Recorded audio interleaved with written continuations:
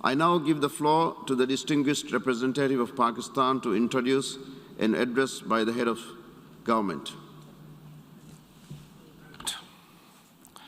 Mr. President, I have the great honor to introduce a recorded statement by His Excellency Mr. Imran Khan, the Prime Minister of the Islamic Republic of Pakistan.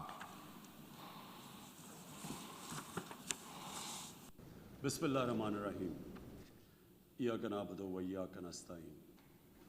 Mr. President, I congratulate you on assuming the presidency of the 76th session of the General Assembly.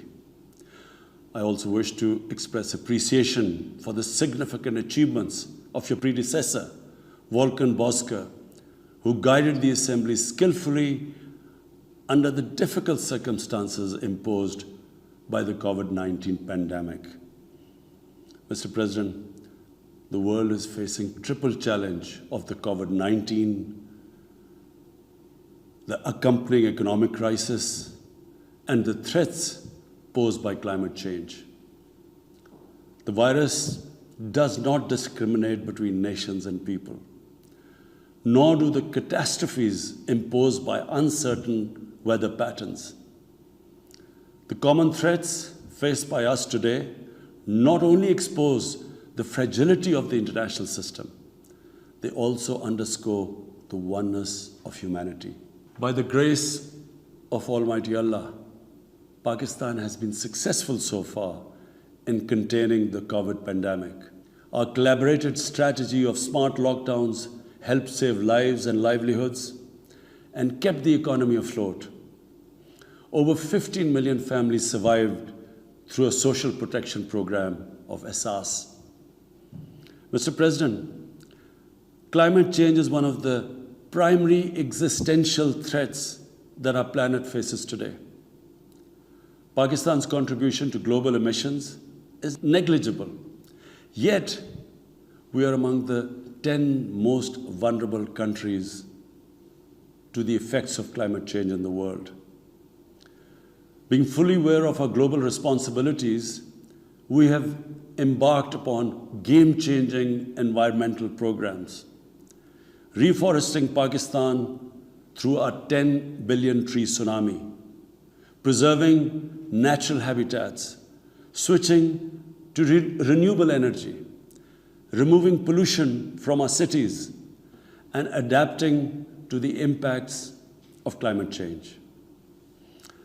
To address the triple crisis of COVID pandemic, economic downturn, and climate emergency, we need a comprehensive strategy that should include, number one, vaccine equity. Everyone, everywhere, must be vaccinated against COVID, and as soon as possible. Two, adequate financing must be made available to developing countries. This can be ensured through comprehensive debt restructuring, expanded ODA, redistribution of unutilized SDRs, and allotment of a greater proportion of SDRs to developing countries. And finally, provision of climate finance. Three, we must adopt clear investment strategies which help alleviate poverty, promote job creation, build sustainable infrastructure, and of course, bridge the digital divide. I propose that the Secretary General convene an SDG summit in 2025 to review and accelerate implementation of sustainable development goals. Mr. President, because of the plunder of the developing world by their corrupt ruling elites, the gap between the rich and the poor countries is increasing at an alarming speed. Through this platform, I've been drawing the world's attention towards the scourge of illicit financial flows from developing countries. The Secretary General's high-level panel of financial accountability, transparency, and integrity called the Facti Panel has calculated that a staggering $7 trillion in stolen assets are parked in financial haven destinations. This organized theft and illegal transfer of assets has profound consequences for the developing nations. It depletes their already meager resources, accentuates the levels of poverty, especially when laundered money puts pressure on the currency and leads to its devaluation. At the current rate, when the Facti Panel estimates that $1 trillion every year is taken out of the developing world, there will be a mass exodus of economic migrants towards the richer nations. What the East India Company did to India, the crooked ruling elites are doing to the developing world, plundering the wealth and transferring it to Western capitals and offshore tax havens. And Mr. President, retrieving the stolen assets from the developed countries is impossible for poor nations. The rich countries have no incentives or compulsion to return this ill-gotten wealth. And this ill-gotten wealth belongs, remember, to the masses of the developing world. I foresee in the not-too-distant future, a time will come when the rich countries will be forced to build walls to keep out economic migrants from these poor countries. I fear a few wealthy islands in the sea of poverty will also turn into a global calamity like climate change. The General Assembly must take steps meaningfully to address this deeply disturbing and morally repugnant situation, naming and shaming the haven destinations and developing a comprehensive legal framework to halt and reverse the illicit financial flows are most critical actions to stop this great economic injustice. And at a minimum, the recommendations of the Secretary General's Facti Panel should be fully implemented. Mr. President, Islamophobia is another pernicious phenomenon that we all need to collectively combat. In the aftermath of the 9/11 terrorist attacks, terrorism has been associated with Islam by some quarters. This has increased the tendency of right-wing, xenophobic, and violent nationalist extremists and terrorist groups to target Muslims. The UN Global Counterterrorism Strategy has recognized these emerging threats. We hope the Secretary General's report will focus on these new threats of terrorism posed by Islamophobes and right-wing extremists. I call on the Secretary General to convene a global dialogue on countering the rise of Islamophobia. Our parallel efforts at the same time should be to promote interfaith harmony, and they should continue. Mr. President, the worst and most pervasive form of Islamophobia now rules India. The hate-filled Hindutva ideology propagated by the fascist RSS BJP regime has unleashed a reign of fear and violence against India's 200 million Muslim-strong community. Mob lynching by cow vigilantes, frequent pogroms such as the one in New Delhi last year, discriminatory citizenship laws to purge India of Muslims, and a campaign to destroy mosques across India and obliterate its Muslim heritage and history are all part of this criminal enterprise. New Delhi has also embarked on what it ominously calls the final solution for Jammu and Kashmir dispute. It has undertaken a series of illegal and unilateral measures in occupied Jammu and Kashmir since 5th August 2019. It has unleashed a reign of terror, by an occupation force of 900,000. It has jailed senior Kashmiri leadership, imposed a clampdown on media and internet, violently suppressed peaceful protest, abducted 13,000 young Kashmiris and tortured hundreds of them. It has extrajudicially killed hundreds of innocent Kashmiris in fake encounters and imposed collective punishments by destroying entire neighborhoods and villages. We had unveiled a detailed dossier on gross and systematic violations of human rights by the Indian security forces in occupied Jammu and Kashmir. This repression is accompanied by illegal efforts to change the demographic structure of the occupied territory and transform it from a Muslim majority into a Muslim minority. Indian actions violate the resolutions of the United Nations Security Council on Jammu and Kashmir. They clearly prescribe, the resolutions clearly prescribe that the final disposition of the disputed territory should be decided by its people through a free and impartial plebiscite held under the UN auspices. India's action in occupied Jammu and Kashmir also violate international human rights and humanitarian laws, including the 4th Geneva Convention, and amount to war crimes and crimes against humanity. It is unfortunate, very unfortunate, that the world's approach to violations of human rights lack even-handedness and even are selective. Geopolitical considerations or corporate interests, commercial interests, often compel major powers to overlook the transgressions of their affiliated countries. Such double standards, and the most glaring in case of India, where this RSS BJP regime is being allowed to get away with human rights abuses with complete immunity.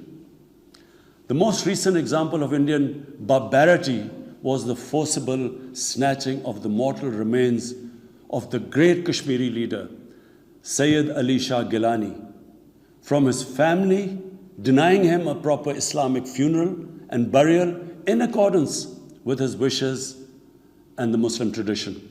Devoid of any legal or moral sanction, this action has been against the basic norms of human decency. I call on this General Assembly to demand that Sayyid Gilani's mortal remains be allowed to be buried in the cemetery of martyrs with the appropriate Islamic rites. Mr. President, Pakistan desires peace with India as with all its neighbors. But sustainable peace in South Asia is contingent upon resolution of the Jammu and Kashmir dispute in accordance with the relevant United Nations Security Council resolutions and the wishes of the Kashmiri people. Last February, we reaffirmed the 2003 ceasefire understanding along the line of control. The hope was that it would lead to a rethink of the strategy in Delhi.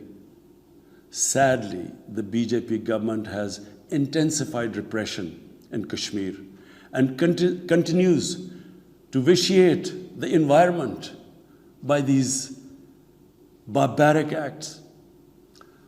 The onus remains on India to create a conducive environment for meaningful and result-oriented engagement with Pakistan. And for that, it must do, number one, reverse its unilateral and illegal measures instituted since 5th August 2019. Secondly, stop its oppression and human rights violations against the people of Kashmir. And three, halt and reverse the demographic changes in the occupied territory. It is also essential to prevent another conflict between Pakistan and India. India's military buildup, development of advanced nuclear weapons, and acquisition of destabilizing conventional capabilities can erode mutual deterrence between the two countries. And now, Mr. President, I want to talk about Afghanistan. the current situation in Afghanistan, for some reason, Pakistan has been blamed for the turn of events by politicians in the United States and some politicians in Europe. From this platform, I want them all to know the country that suffered the most, apart from Afghanistan, was Pakistan when we joined the US war on terror after 9/11. 80,000 Pakistanis died. $150 billion was lost to our economy. There were 3.5 million internally displaced Pakistanis. And why did this happen? In the 80s, Pakistan was a frontline state in fighting against the occupation of Afghanistan. Pakistan and the United States trained mujahideen groups to fight for the liberation of Afghanistan. Amongst those mujahideen groups were Al-Qaeda, were various groups from all over the world. They were mujahideen, Afghan mujahideen. These were considered heroes. President Ronald Reagan invited them to White House in 1983. And according to news items, he compared them to the founding fathers of the United States. They were heroes. Come 1989, the Soviets leave. So do the Americans, abandon Afghanistan. Pakistan was left with 5 million Afghan refugees. We were left with sectarian militant groups which never existed before. But the worst cut of it was that a year later, Pakistan was sanctioned by the US. We felt used. Fast forward 9/11, Pakistan is needed again by the US because now their US-led coalition is now invading Afghanistan, and it could not happen without Pakistan providing all the logistical support. What happened after that? The same mujahideen that we had trained that fighting foreign occupation was a sacred duty, a holy war, or jihad, they turned against us. We were called collaborators. They declared jihad on us.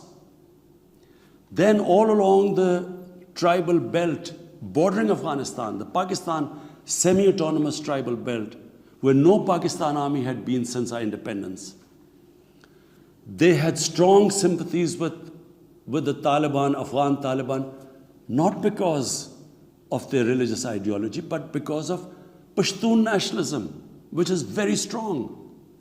Then there were 3 million Afghan refugees still in Pakistan, all Pashtuns, living in camps, 500,000, the biggest camp, 100,000 camps. They all had affinity and sympathies with the Afghan Taliban. So what happened? They too turned against Pakistan. For the first time, we had militant Taliban in Pakistan.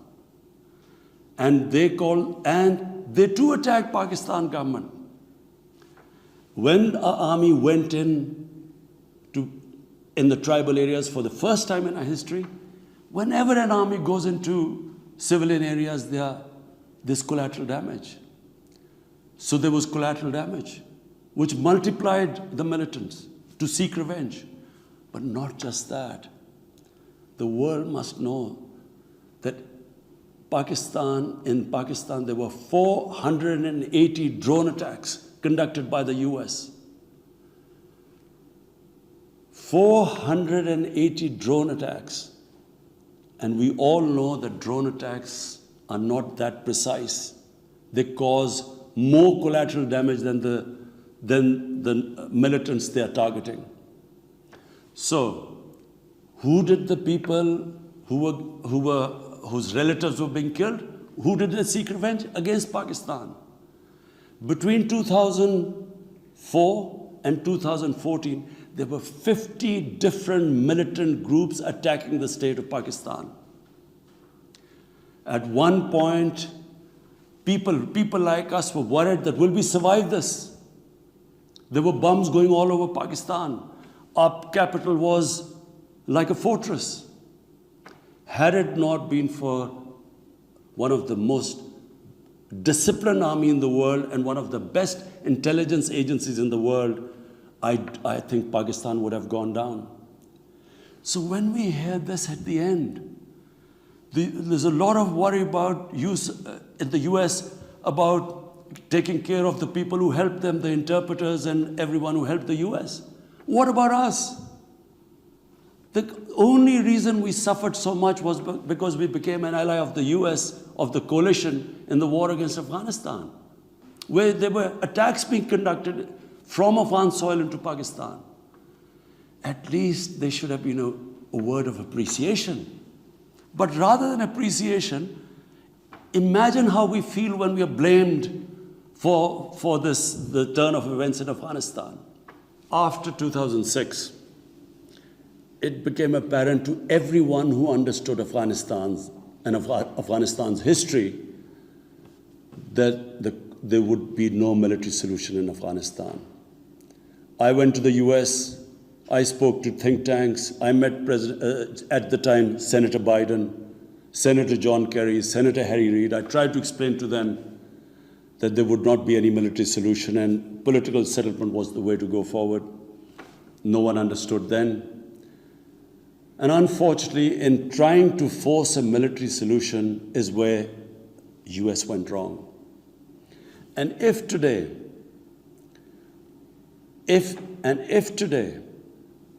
the world needs to know why the Taliban are back in power, all the world has to do is do a deep analysis of why 300,000 well-equipped Afghan army, and remember, Afghans are one of the bravest nations on earth. Why did this 300,000 Afghan army give up without a fight? The moment a deep analysis of this is done, the world would know why the Taliban are back in power, and it's not because of Pakistan. So, Mr. President, right now, the whole world community should think, what is the way ahead?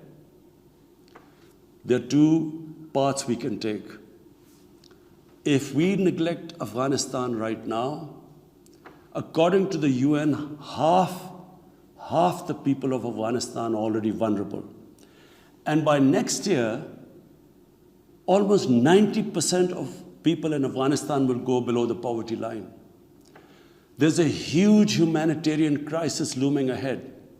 And this will have serious repercussions, not just for the neighbors of Afghanistan, but it will have repercussions everywhere if a destabilized, a chaotic Afghanistan again becomes a safe haven for international terrorists.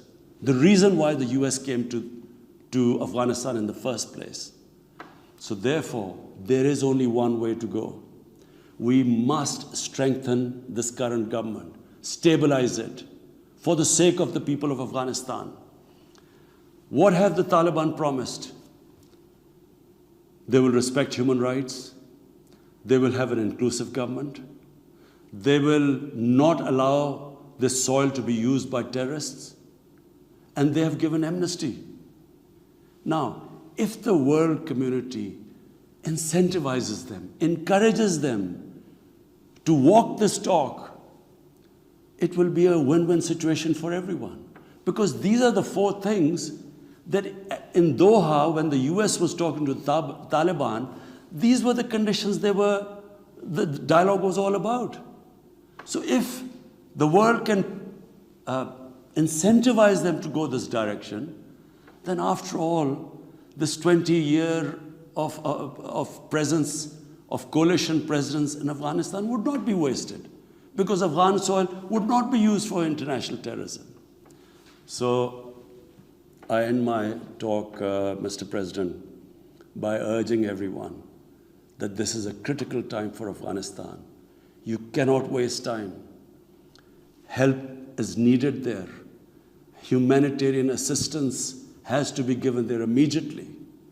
And the Secretary General of the United Nations has taken bold steps I urge you to mobilize the international community and move in this direction. Thank you.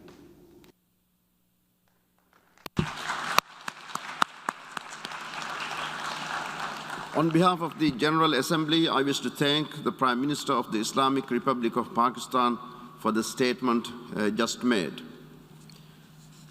The Assembly will hear an address by His Excellency Irakli Garibashvili, Prime Minister of Georgia. May I request protocol to escort His Excellency.